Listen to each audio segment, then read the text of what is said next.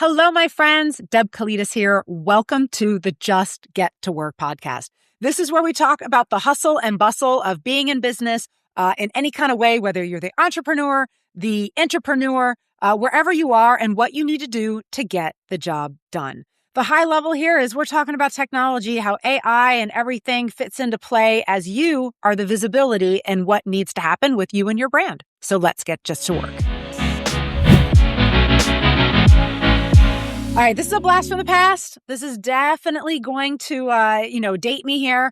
I know Taylor Swift has this album called 1989. Is that what it is? Or was that the Wonder Woman movie? I can't keep it a pass. But I know in 1989, I was in fifth grade. And fifth grade was huge in my school because you got to go to Mystic, Connecticut. And you slept on a whaling ship. And after that, or part of that, you were then investigating your whale and then presenting that in front of the entire class. And so I picked the majestic blue whale, the largest mammal on Earth right now, which is fantastic. And so, dive on in. So as fifth graders, were led to the library and we got to go to the middle and upper school part of the library with this magnificent thing called the card catalog. We had to learn the Dewey Decimal System and understanding where to find books and magazines and this thing called microfiche. Aren't these words archaic? But within that, there was a collaborative nature of as fifth graders, at the table together, I'd be like, oh my goodness, I found something about the beluga whale.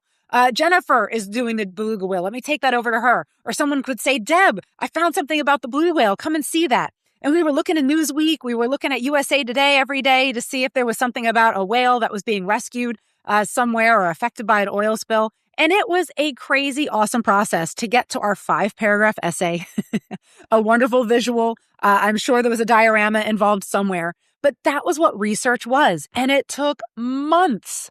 Where are we now? What a different prospect it is to go in and research things and find the answer. What are we gaining and what are we losing? And that's why today's podcast is called The Day Search Changed Forever. Because I think in all of this excitement as AI as a bright, shiny object, we need to break down where we need to keep the old with the new. And specifically, we're talking about business owners and also yourself if you are a searchable entity and how people research what you do and who you are. Because this fifth grade story is, it took time. You didn't find everything out all at once. You didn't have to go through that mental process of deciding what information was valuable or not valuable in that per moment. But we now have some examples of how quickly technology and information changes and the adoption rate of what happens. Because going from that card catalog to, I'm sure if I walked into that same library today, it would be quite different. And there's not even computer labs anymore because it's the assumption of where is mine. Yeah, it's the assumption of this device within anybody's reach that, you can have the entire world as long as you have electricity and connectivity where you are. That's not the whole world, and that's going to be another podcast. But let's just talk about how the search, click, site visit matrix is done. It's not going to happen anymore. Just like the card catalog is not there. God bless the Dewey Decimal System to still find the books in the library. But what are you doing? You're probably finding a map of the library of where that book actually is. So what do you actually need to know to accomplish the job at hand? But the search, click, site visit, and again, I'm aging myself because my first internet was dial-up. And I know we had Prodigy, my fancy friends had CompuServe, and then the really cool people had the AOL first. And then we all had AOL because they kept sending us those darn discs in the mail until we downloaded it. And I love the smile that I get every time I see someone that has still hung on to that AOL address. So kudos to you and being the OG of what we need to do with email and everything else. But we would search, we would click, we would have to then go, disseminate between the, however many websites we were given, what was quality information and what is not quality information. And that was the age of Google. So here's a graphic for you. And we're time traveling now. We're no longer in the 80s. We're definitely solid in the 90s and early 2000s.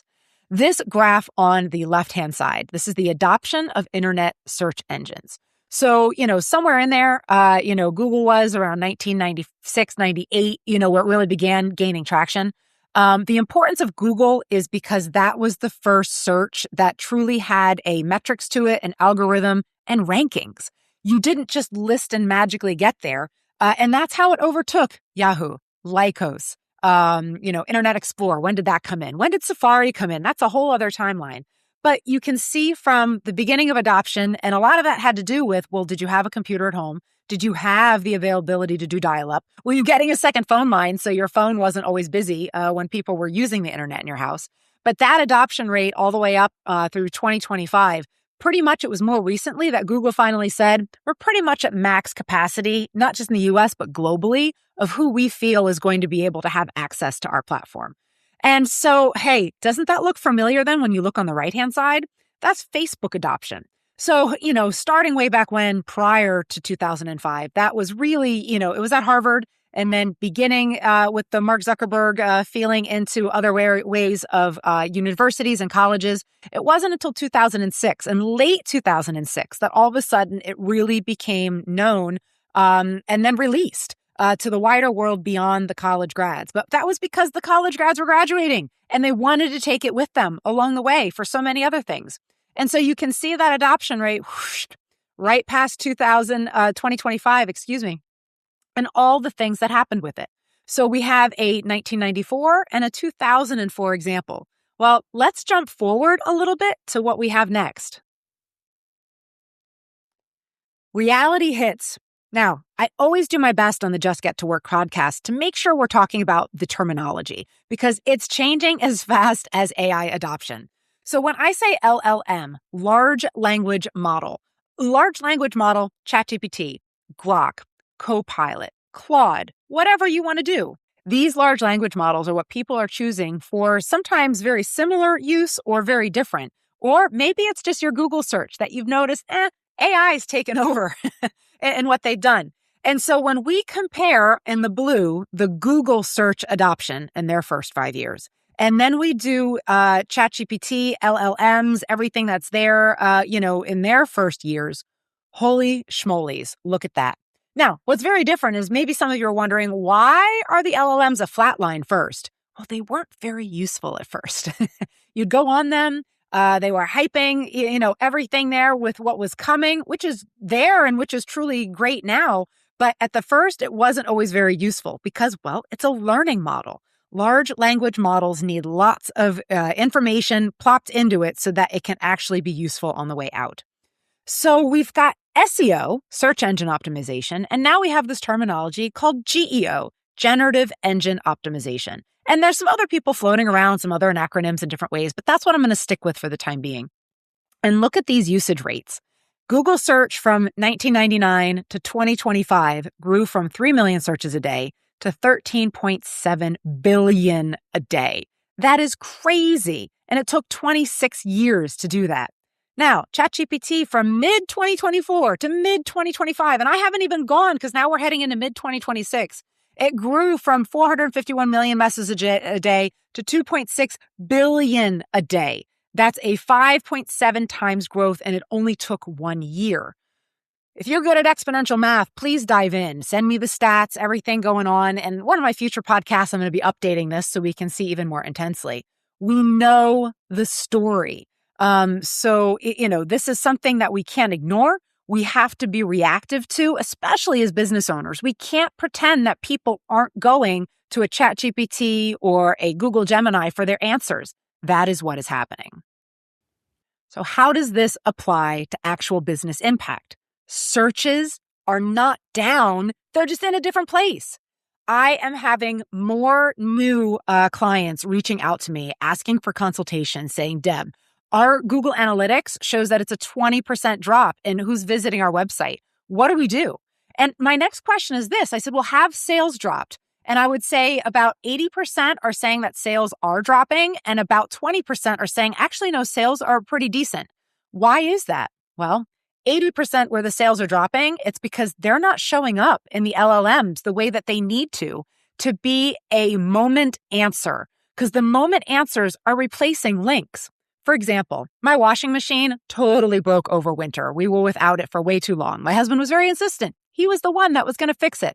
Guess what? 3 weeks later in Lowe's, we just purchased a new one. But in the meantime, we were on Google trying to search, the model, the serial number, what could the possibly be? And, I just got sites and sites and sites. And I was like, how am I going to get through this to figure out what we're going to do?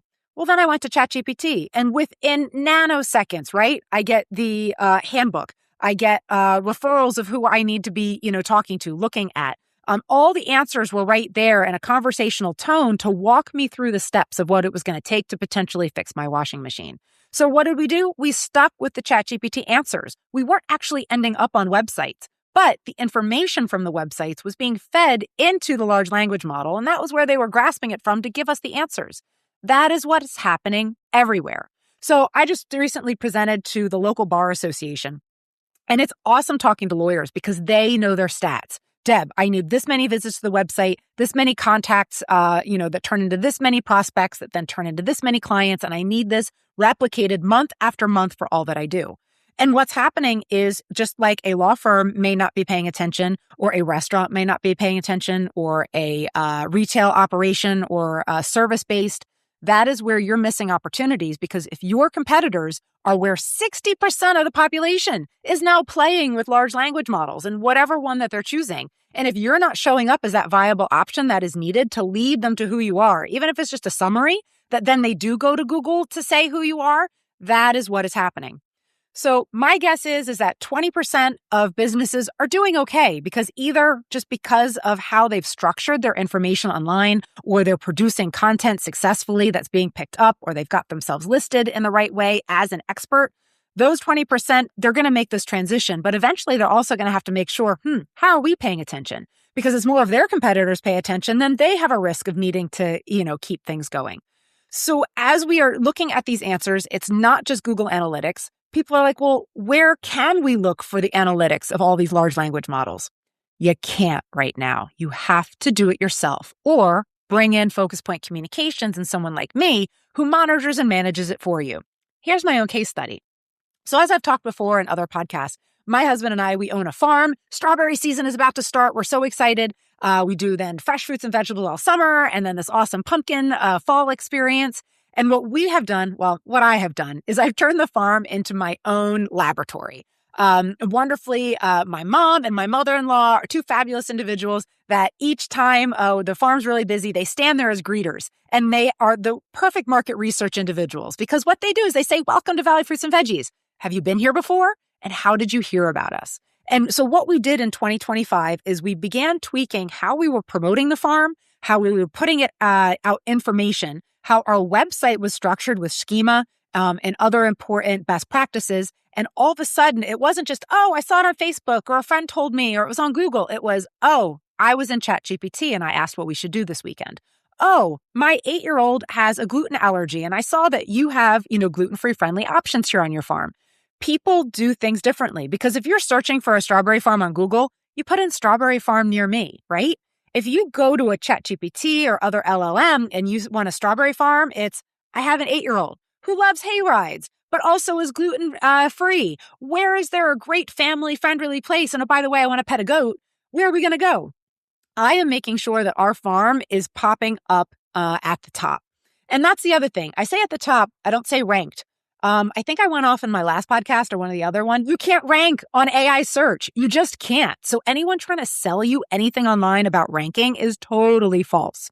So here's the next step that we do. We came up as a farm of what is the most important questions that we want to be asking the ChatGPTs and LLMs that are out there. And then we do it repetitively, and we see what we need to adjust along the way.